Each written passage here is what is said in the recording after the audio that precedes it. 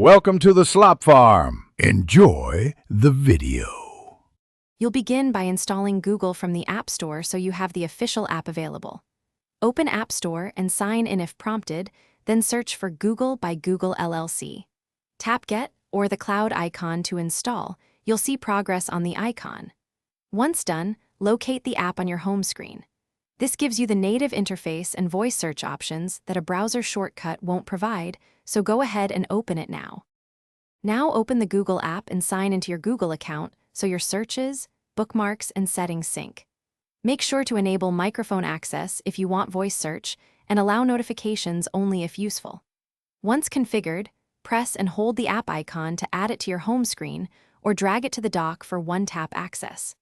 These steps make Google function like a persisted app on your iPad, which is the most reliable way to get Google at hand. Finally, make sure Safari uses Google if you prefer browser searches. Go to Settings, Safari, Search Engine, and select Google. You can also open Google.com in Safari and choose Share Add to Home Screen for a lightweight web shortcut. If you run into sign-in or loading problems, force close the app, restart your iPad, and reinstall the Google app if needed.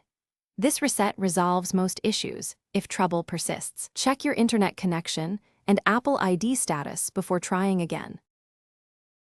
Thanks for watching. Consider subscribing if we helped you today.